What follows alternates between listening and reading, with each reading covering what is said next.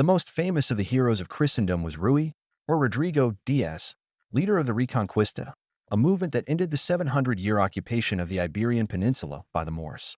Rui Diaz, known to friends and enemies as El Cid, the Lord, or El Competer, the warrior, was born in Vivar, near Burgos, Castile, in 1040.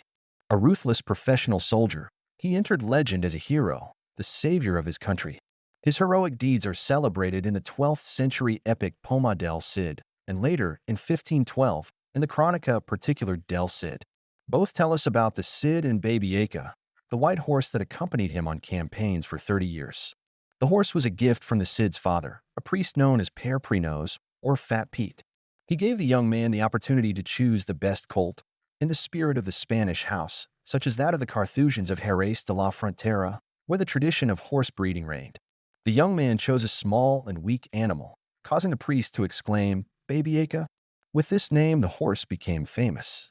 An ideal war horse, Babieca was what we today call an Andalusian. Although it grew in weight, it was no more than 1.52 m. It was responsive, agile, and full of brio escondido, intelligence, which gave it speed and courage. The Cid died in 1099 in Valencia, which was under siege.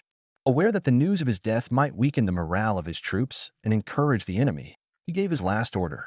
This was that his body should be tied to the saddle of Babieca. With his armor fastened and his sword raised in his lifeless hand, he quietly led his horsemen out of the city, towards the Moorish camp, just at midnight. The knights were dressed all in white, carrying white banners, and it is said that the face of the Cid shone through the open visor of his helmet with an unearthly light. The ghostly apparition on the white horse, galloping at the head of the silent troops, put the Moors to flight, who shouted that the Cid had risen from the dead. The Spanish destroyed them without mercy.